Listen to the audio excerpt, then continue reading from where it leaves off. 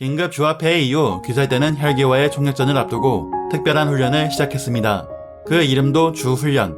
주 밑에 있는 계급들이 주를 순서대로 찾아다니며 훈련을 받게 되었죠. 기본적으로 주는 추국호 외에는 훈련을 시켜주지 않았는데 그 이유는 단순했습니다.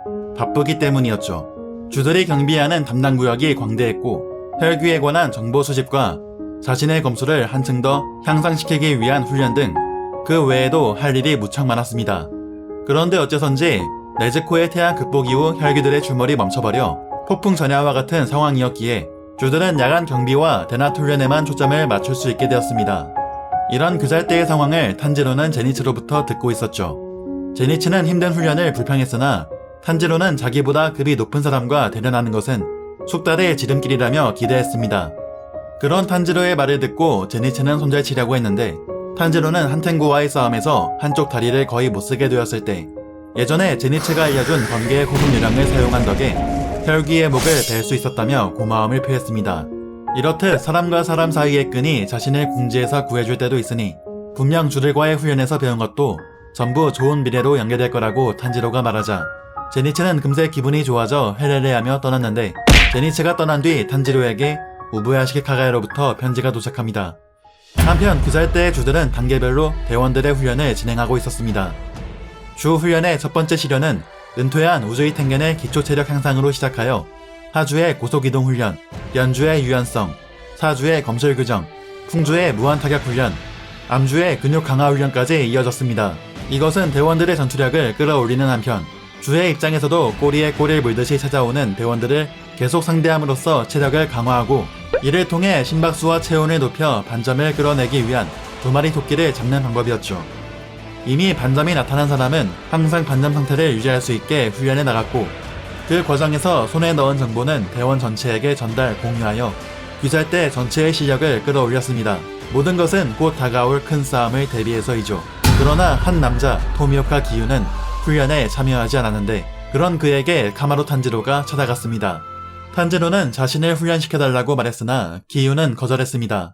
이때 탄지로는 기유에게서 은은하게 풍기는 화가 난 냄새를 맡았고 무엇 때문에 화가 난 것인지 물어보았습니다. 이에 기유는 탄지로가 물의 호흡을 터득하지 않은 것 때문에 화가 난다며 탄지로가 꼭 수주가 되어야만 한다고 답했죠. 사용하던 호흡을 바꾸거나 새로운 호흡을 파생시키는 건 그리 드문 일이 아니었으나 기유는 그런 것이 아니라 수주가 부재 중인 지금 한시라도 빨리 누군가가 수주가 되지 않으면 안 된다는 이상한 말을 했고 곧 자신은 수주가 아니라고 말했습니다.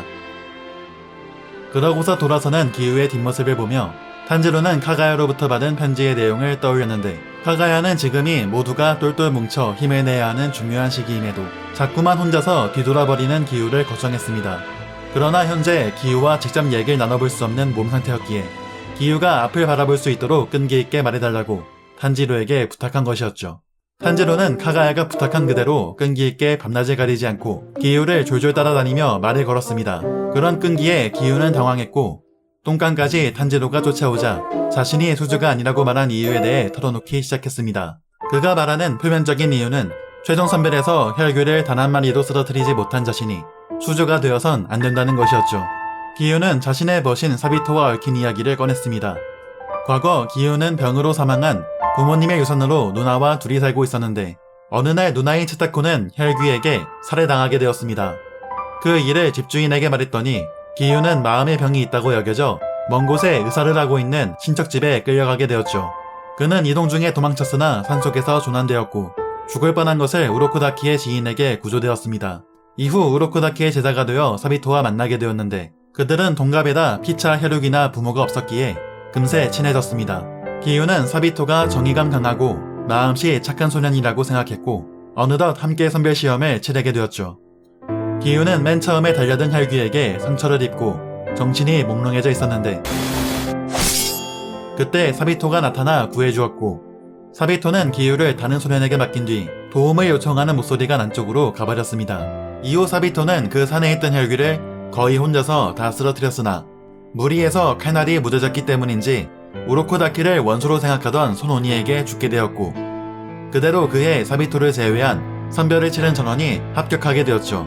기유가 조합회의에서 너희들과 다르다고 말한 이유는 혈귀를 한 마리도 잡지 않고 목숨만 부지해 선별에 통과했다고 할 수 없기에 다른 주들과 대등하게 어깨를 나란히 해도 되는 주제가 아니라고 생각했기 때문이었습니다.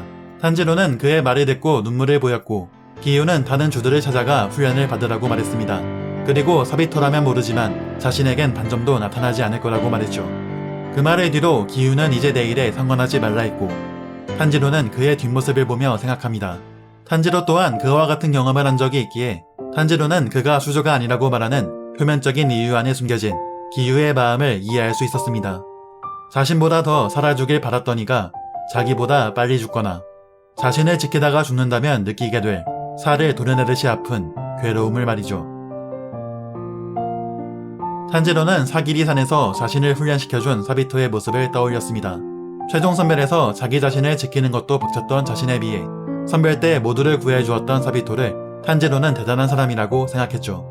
사비토는 당시 13살의 어린 나이에도 또래보다 강했고 랭고쿠 큐주로와 같이 다른 일을 위해 목숨을 걸 줄 아는 소년이었던 것입니다. 그가 살아있었다면 대단한 검객이 되었을 것이었고 그 때문에 기유는 본인의 입으로 말을 하지는 않았으나 탄지로는 그때 기유가 사비토 대신 자신이 죽었어야 했다고 여긴다는 것을 알 수 있었습니다. 탄지로 또한 큐주로 대신 자신이 죽었어야 하는 것이 아닌가, 그러면 언젠가는 무잔을 쓰러뜨릴 수 있지 않았을까 라고 생각했었죠. 그러나 이노스케가 믿는다는 소리 들었으면 그것에 보답하는 건 왜 생각하지 말라고 다그쳤었고 함께하는 동료가 있기에 탄지로는 마음을 다잡을 수 있었습니다.